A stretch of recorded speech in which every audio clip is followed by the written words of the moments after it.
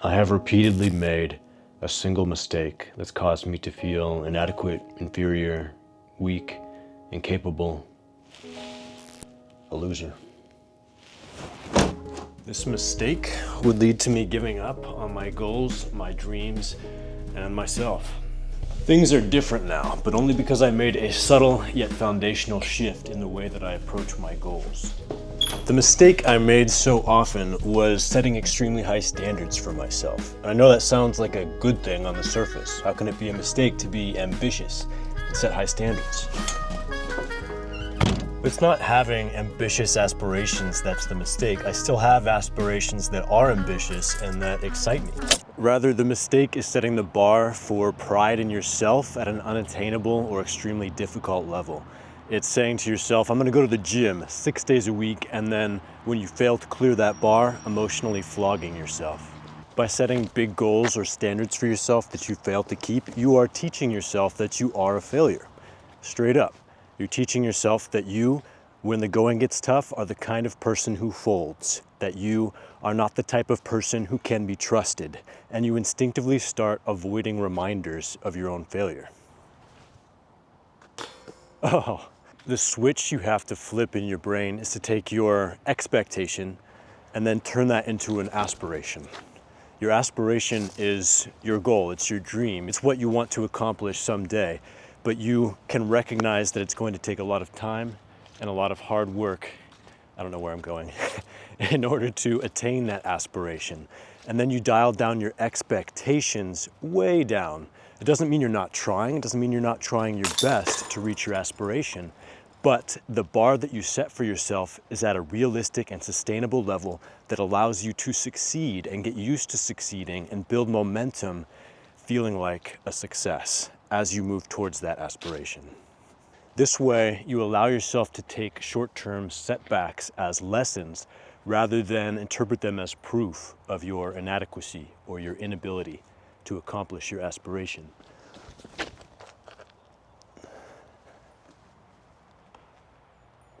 Nice. And then, once you have truly acknowledged that your aspiration is something that is going to take a long-term commitment, it's not something that you can expect of yourself right away, you make your actual expectations extremely achievable. When trying to quit using porn, I often see men make big promises to themselves and to others in their lives that they're never going to use again. And they mean it. They really do mean it.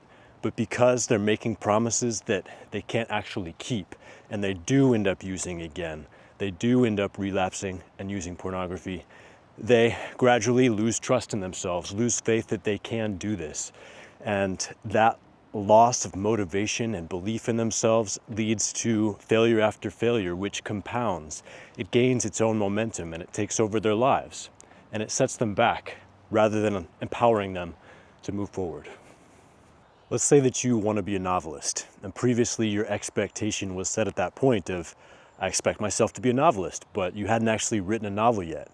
Maybe your expectation was even set at the point of, I should already have written a novel. So even if you're hard at work writing a novel every single day, you still feel like a failure because you have failed to meet your own expectation for yourself.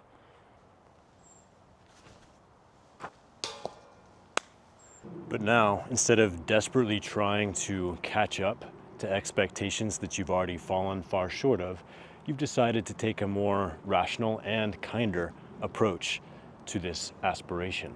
You decide, I'm just going to sit down to write 5 days a week. And that's it, honestly, like literally. All you have to do is sit down to write. You don't even have to write a single word. Of course, if you do write a word or a sentence or a paragraph or a page, that's all extra credit and you can feel extra good about that. But if you only sit down to write 5 days a week, you are succeeding as a novelist. Truly. You have to truly believe that, truly allow yourself to feel that if you want this approach to work. Of course, this is only going to work if you actually want to write a novel. If you just start thinking of ways to cheat your own system, then you'll just barely let your butt touch the chair before you hop back up again and do what you actually want to do, like cruise TikTok or watch the big game.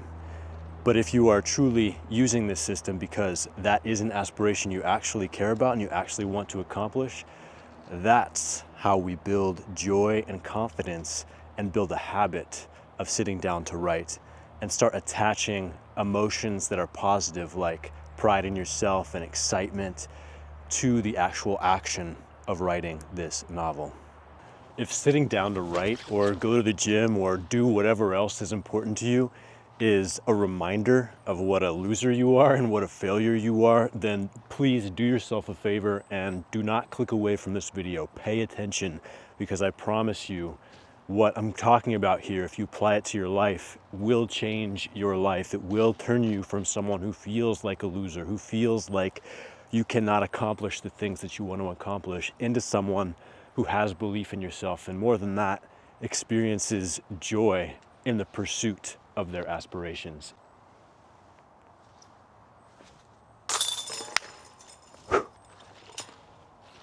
Feel good. So you're that novelist, right? You're sitting down 5 days a week to write. Some days you write, some days you don't, but you stick to that expectation of sitting down 5 days a week until you get to the point where you're naturally motivated to want to raise that bar for yourself, because you believe that you're capable of more. And you already have come to believe that you're capable of consistency because you've been doing it. You've been proving to yourself that you're someone who's able to be consistent. And now you're ready to raise that bar. Maybe it's to 50 words a day, and then 100 words a day. And then you continue along like this for a few months, for a year, and then all of a sudden you realize you've been producing several thousand words per week for months. I was concentrating way too much on what I was telling you guys, not nearly enough on my throat. But such is the burden of the disc golfing YouTuber, and I accept my burden. Play it safe or go for it. Might as well entertain the people. Oh God. Do not ask me how this ended up so freaking far from the basket.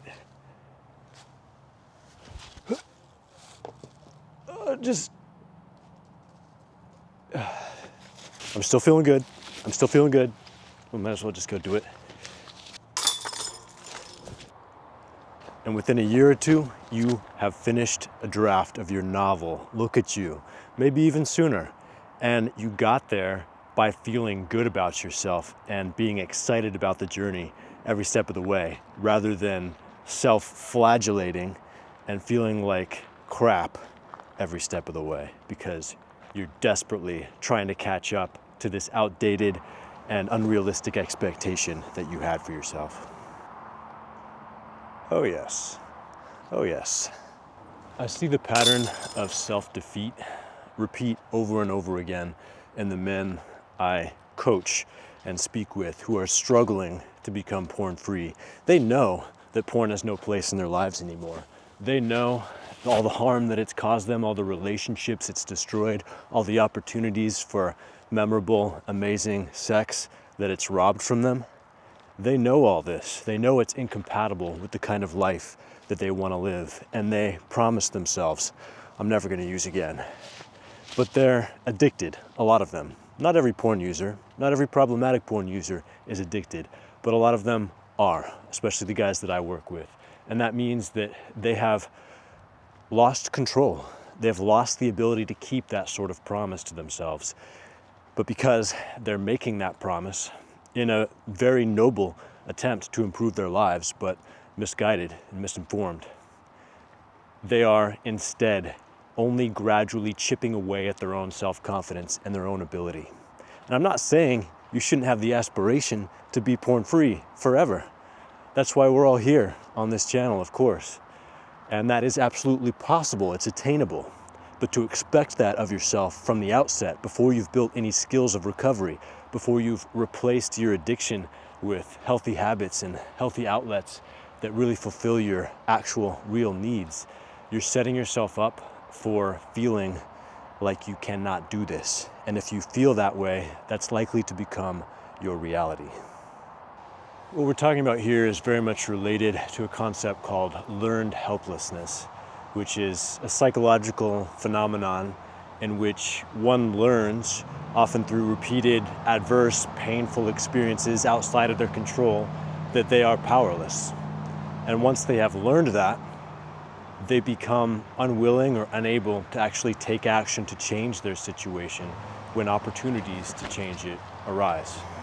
Learned helplessness was first identified in the 1960s by two psychologists, Martin Seligman and Stephen Mayer, in, of course, a really cruel experiment on dogs. They found that dogs, when subjected to uncontrollable electric shocks, would eventually stop trying to escape. And yeah, it's as horrible as it sounds. In the initial phase, the dogs were harnessed so that they could not move or escape and were given electrical shocks. And then in the second phase of the experiment, the escape phase, the dogs were placed into a different environment. There were two sections of floor. One was electrified, one was not. There was a low barrier separating the two, one that the dogs could easily clear if they tried. But they found that the dogs who had been subjected to the uncontrollable shocks didn't even try to escape the shocks that they were experiencing. Whereas dogs who had not experienced that before, of course, were doing their best, moving around, trying to find a place that they could be without being hurt. Please do not grow up to experiment on animals. It's really not good. Nevertheless, we can look at the past and learn from those experiments that were done. And from this one, we learned about learned helplessness. We learned that with enough uncontrollable adversity, a being, like a dog or a human, can learn to not even try to escape, to not even try to make their situation better. And we see this in a lot of human experiences with abuse and trauma. In an abusive relationship, whether it's a husband, wife, parent, son, daughter, they learn over time that no matter what they do, they can't change things, they can't escape. And so they don't even try when they have opportunities to escape that situation. Until, one day they break, they grow old enough, or something about their situation changes. Because humans, we are intelligent, we are adaptable, and we can recognize the patterns that we have been taught and the wiring that's happened inside of our brains, and we can choose to do something about that. We can choose to change. But learned helplessness is still very real, and it does still very much impact how we think about ourselves and what we're capable of and how we act in this life. So there are three components that characterize learned helplessness. There's the cognitive component, where you come to think and believe that there's no way out. There's the emotional component, where you have feelings of anxiety and helplessness, depression, hopelessness. And there's the behavioral component, where your actions become determined by how you're thinking and how you're feeling, and that you don't act to change your situation, to change your circumstances, even when you have the opportunity and even when you have the motivation and the means.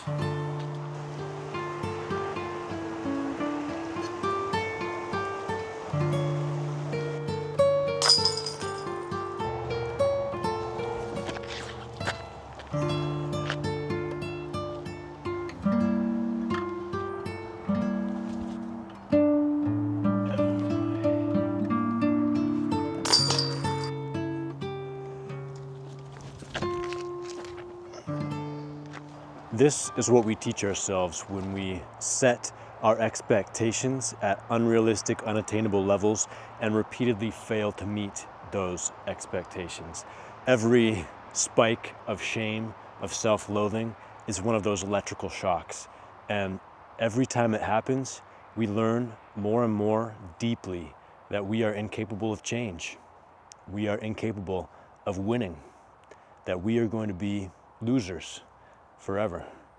I don't know about you, but I'd much rather learn empowerment than helplessness. And hey, if you want to learn the truth about willpower, tap that video.